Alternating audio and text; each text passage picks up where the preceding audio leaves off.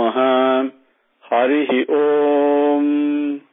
Shuklam Vishnum Sasivarnam Chaturbhujam Prasannavadanam Dhyayet Sarva Vignopasantaye Yasyat Viradavakradhya Parishadhya Parasatam Vignam Nignanti Satatam Vishvaksenam Tamasraye Gurur Brahma Gurur Vishnu Gurur Devo Maheswaraha Gurur Sakshat Parabrahma Tasmai Shri Gurave Namaha.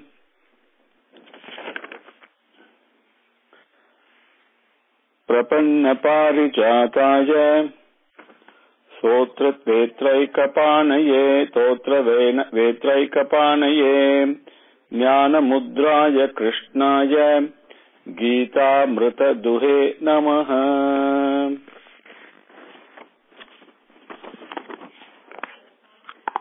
With Bhagavan's grace, we were in 5:18, last class,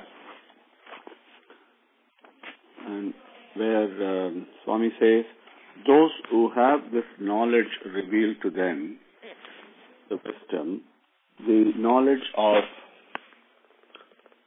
focusing on the indweller, on embracing the indweller, on wanting to do that, they are the Panditas.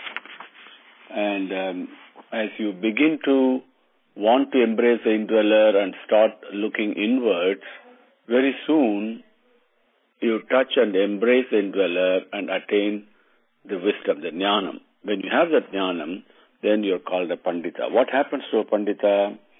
For the Panditas, the learned and the humble indweller-seeking brahmanas, cows, elephants, dogs, and dog-eaters all appear the same. They see unity in diversity. We get to open the book here once, okay?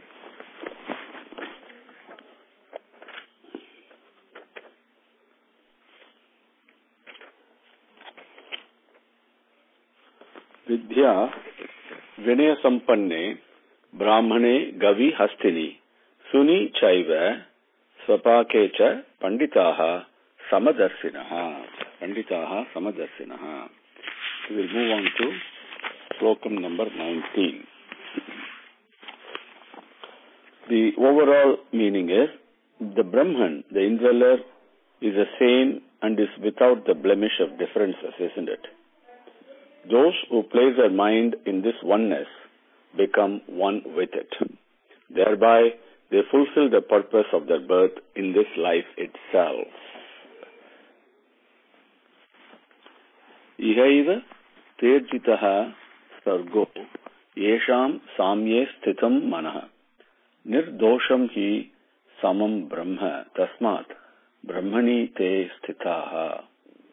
Ihaiva terjitaha sargo yesham samye sthitam manaha nirdosham hi samam brahma Tasmat Brahmani te sthitaha. Padangal words are Iha eva Taihi Jitaha Sargaha Yesham Samye Sthitam Manaha. Taihi Jitaha become Tairjitaha. Okay? Nirdosham hi Samam Brahma Tasmat Brahmani te sthitaha. Yesham, whose Manaha, mind, Samaye, is balanced, has no agitation. Samam means equal, in the way we may normally say in English, right? The way we understand it. But actually, Samam really means oneness. There is no difference. That is what Samam is. So, whose mind, Samye Sthitaha, Samye is in the state of oneness, Sthitaha established, Taihi, to them, by them, Iha eva, here itself, in this birth itself, Sargaha, birth. Sargam means birth. It's a very important terminology. Sargam, Visargam, there are beautiful things that Bhagavatam talks about. One of the 10 aspects of Bhagavatam, the very first one is Sargam. how the invisible takes visible manifestation. Okay, that is Sargam, that is birth. Jitaha, won over. Okay, victory obtained. Who has obtained the victory? Whose mind is established in oneness. They have overcome birth. Why? Because Brahman means most expansive, the ocean of love, to begin to understand it. The ocean of peace, Santi, right? They are one and the same. That Brahman, Samam, it is one only. And not only that, Nirdosham He, it is also faultless. It does not have the, what does dosham here means? Dosham means, we understand it to be defect, right?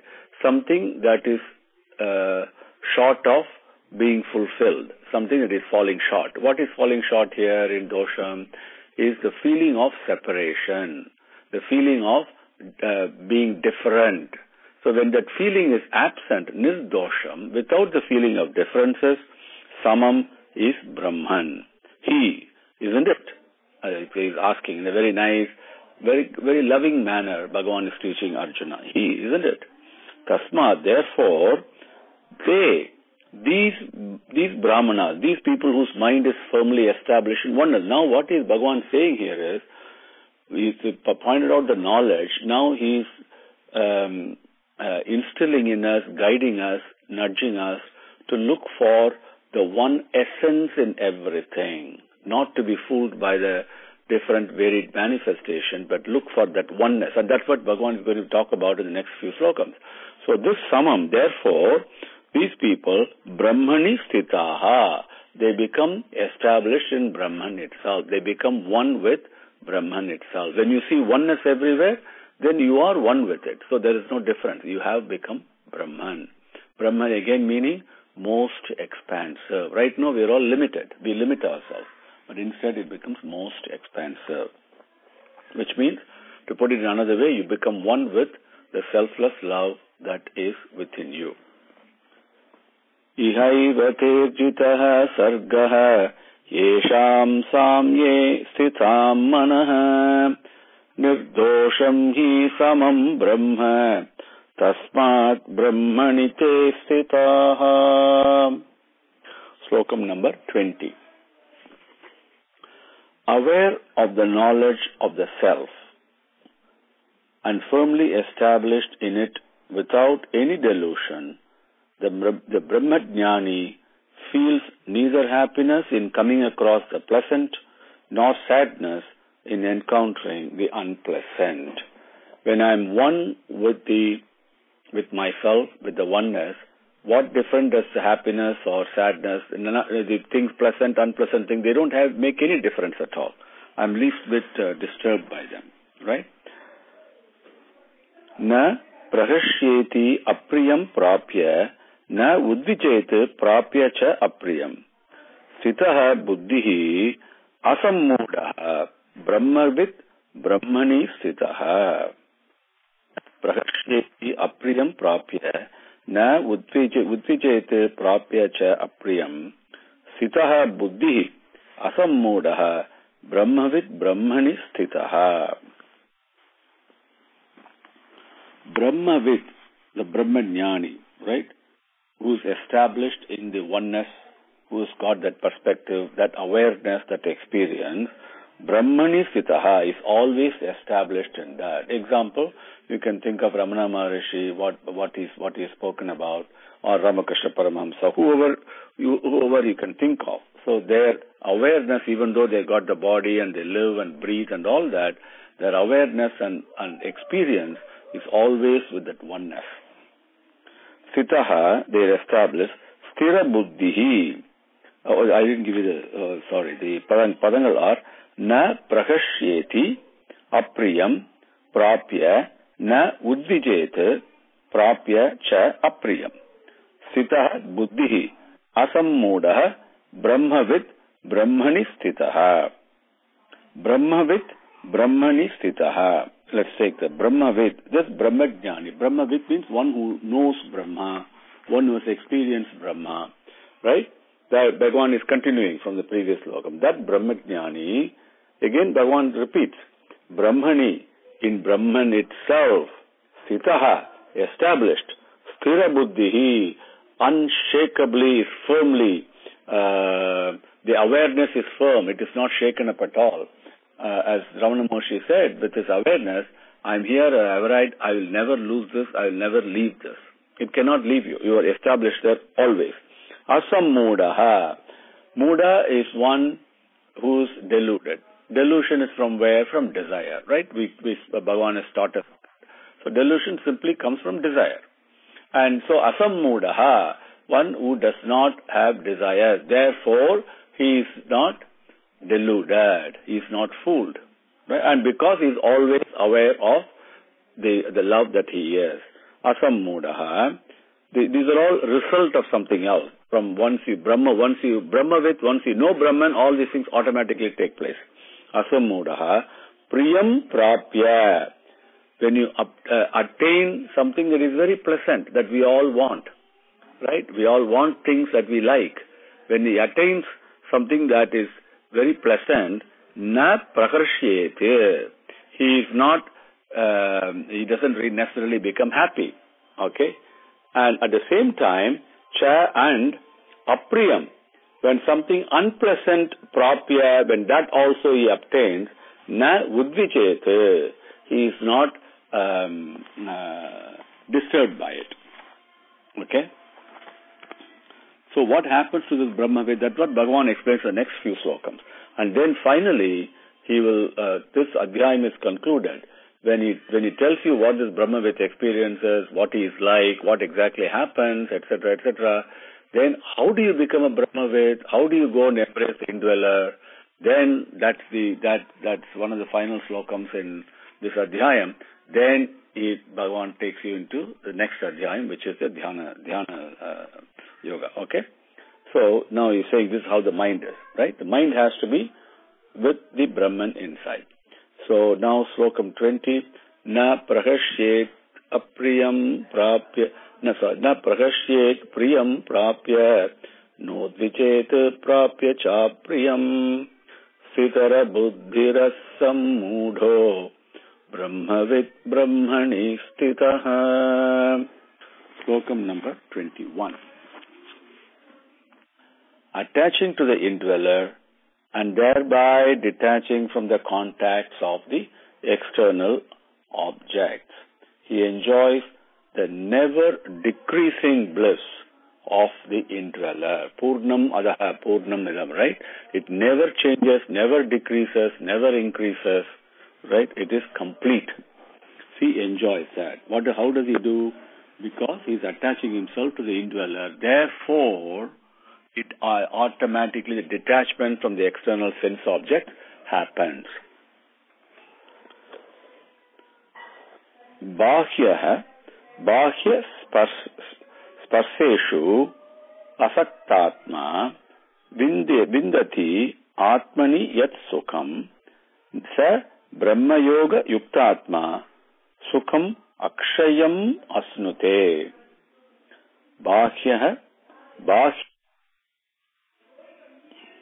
Bahya sparseshu asaktatma vindati atmani yat sukham sa brahmayoga yuktatma sukham akshayam asnute. The padangal are bahya sparseshu asaktatma vindati atmani yat sukham sa brahmayoga yuktatma sukham akshayam asnute. Bahya sparseshu. Bahya means external, outside. Sparseshu means making contact. What is outside for us to contact? All the sense objects are the ones that we touch. Right? If you really look at it, there are 5 senses and they always touch their corresponding sense objects. And that is how we cognize and understand and move about in the world that we all live in. So, Bhakya Sparseshu, Asaktatma, without attaching to these Bhagya Sparsam, to the external touches. asaktatma. And how is it possible? Because he is attaching himself to the indweller. So it's a result. Then, Atmani Yat Sukham, Atmani, the indweller, Yat Sukham, what bliss is there in that indweller? That bliss, Vindati, he attains, because he is touching and not letting go of the lotus feet. That automatically becomes blissful and is no longer attached to external objects. Not only that, Sa Brahma Yoga Yuktatma. By now you'll understand the meanings, where these are all repeating, right? Brahma Yoga Yuktatma. Because he is firmly one with that Brahman, that indweller, that love that is there, that incognizable but very much real. That's that entity that is there that he is attaching himself to. Because of that, Saha he Akshayam. Kshaya means decline, as we talked about. Akshaya means without decline. There's no decrease. Akshayam Sukham, the bliss, the peace. Asnute, he enjoys. Okay, Asnute is the experience. Bahyasparseshu asaktatma vindayatyatmani yat sukham sa brahma yoga yuktatma sukham akshayam asnute. 22. Bhagavan continues and says, my dear son of Kunti, whatever pleasures and enjoyments that contact with external sense objects give, they all are the birthplace of misery and sadness. They all have a beginning and an end. The wise person does not derive happiness from them. This is a very important practical lesson. 22. Yehi samsparsaja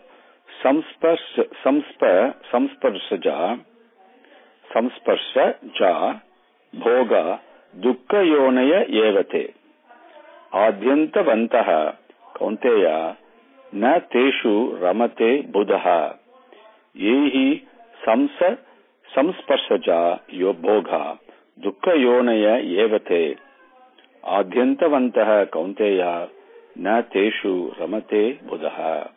Padangal are ye he samsparsaja. Samsparsaja. If you can understand it that way, you'll begin to understand the meaning.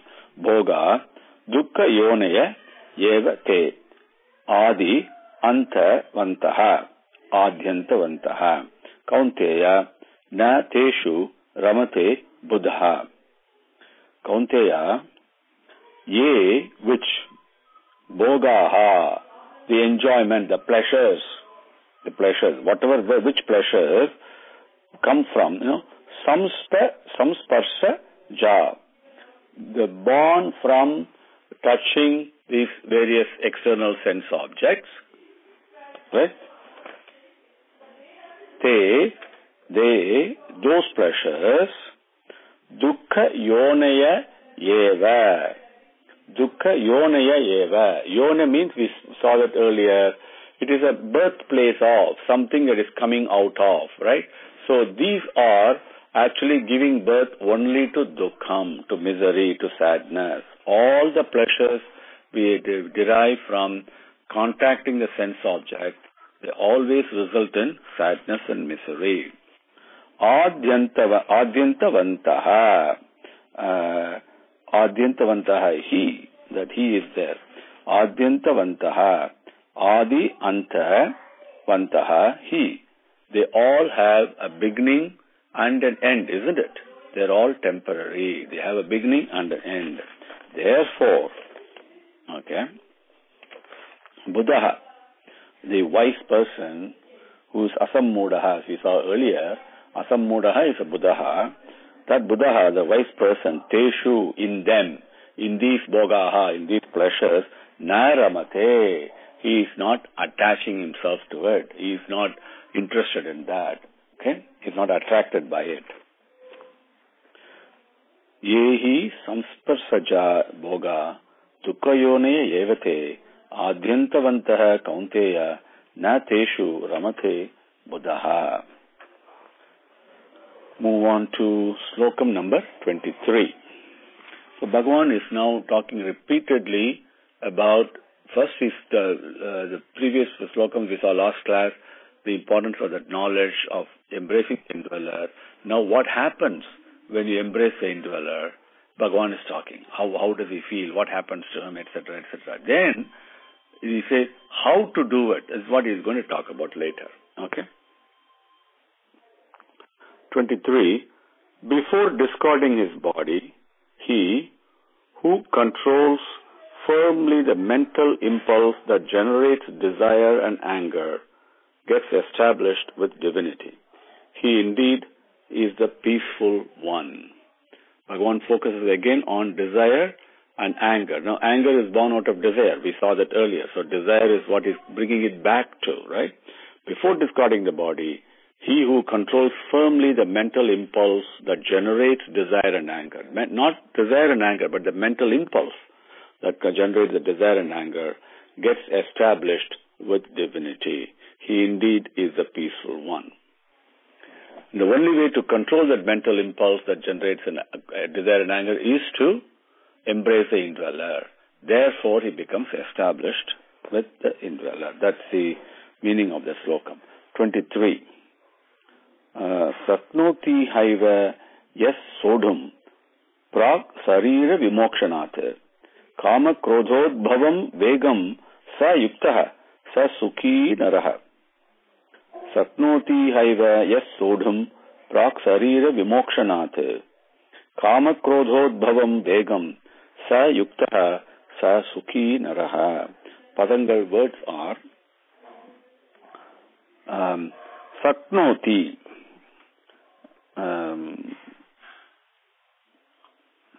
Saknoti. The haiva is ha eva. Ha iva. Okay, iva. Yaha sodum prak sarira vimokshanat. Kama krodha udbhavam vegam sa yuktaha sa sukhi naraha. Yaha who sarira vimokshanat, leaving this sariram, this body. Okay? Prak means before. Before you do that, before leaving the body. That's prak sarira vimokshanate. Who kama krodha udbhavam, desire, anger, and udbhava means impelled by, to something that is pushed. It gets pushed, something that is born. So that thing, that impulse, mental impulse that generates the desire and anger, vegam, that agitation that happens in one's mind, vegam, we also think it is speed. That's the way we think, okay? But actually, if you really understand the word vegam, speed immediately relates to our bodily movement. That's what we think. But actually, vegam means something that agitates and makes the mind go very fast, right? So it's a mental disturbance that Bhagavan is talking about. Who, iga eva, right here itself, while he is in this body, sodham, he bears. He is able to bear that mental. Sodham means, one meaning is sodham kama krodha udbhavam. That is what here the meaning is. So how do you bear this mental impulse that generates desire and anger? It's not like bearing it in a passive manner. It's a forbearance. When you have forbearance and the knowledge that everything happens with Bhagavan's will, then automatically the impulse that generates desire and anger starts decreasing and becoming weaker and weaker, and ultimately they go away. That is the meaning of that word sodham. Okay? That satnoti means one who develops the sodham saknoti, the ability to bear, ability to master it, to control it. Okay, saknoti means saknoti talks about the ability aspect of it. Saha, he, yuktaha, established in yogam. Saha, he, sukhi naraha. Among all the men, he is the most exalted. Okay? And not only exalted, he's also sukhi also means sukham. And sukham comes only from shanti, peace. So he's also a very peaceful person. A person who is devoid of anger and desire automatically is peaceful. Right? Satnoti haivayas sodam raksarira vimokshanat kama krododbhavam vegam sayuktaha sasukhi naraha. Let us do one more. 24.